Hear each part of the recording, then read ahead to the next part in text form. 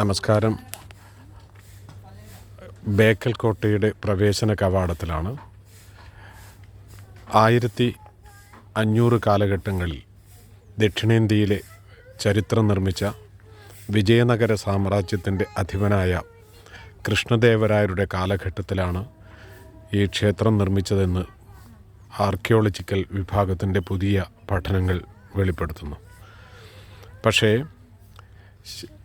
1650 കാലഘട്ടങ്ങളിൽ കദംബ രാജവംശത്തിൻ്റെ നിന്നും ഇക്കേരി രാജാക്കന്മാർ വിദേശ ആക്രമണം തടയുന്നതിനു വേണ്ടി ജനസംരക്ഷണത്തിനു വേണ്ടി നിർമ്മിച്ച കോട്ടയാണ് ഇതെന്നും പറയപ്പെടുന്നു. എന്തായാലും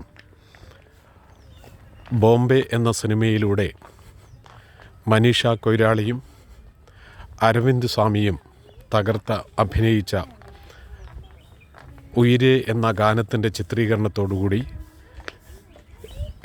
ബേക്കൽ കോട്ട രാജ്യം മുഴുവനും ലോകം മുഴുവനും ശ്രദ്ധിക്കപ്പെട്ടു. അതിൻ്റെ ബോംബെയുടെ 30ാം വാർഷികത്തിൻ്റെ ചടങ്ങുകൾക്ക് ഇന്നലെ മനീഷ കൊയ്രാളയും അതുപോലെ മണിരത്നവും രാജീവ് മേനോനും ഇവിടെ എത്തിയിരുന്നു. ബേക്കൽ കോട്ടയുടെ ദൃശ്യങ്ങളാണ് നമ്മളിപ്പോൾ കണ്ടുകൊണ്ടിരിക്കുന്നത്.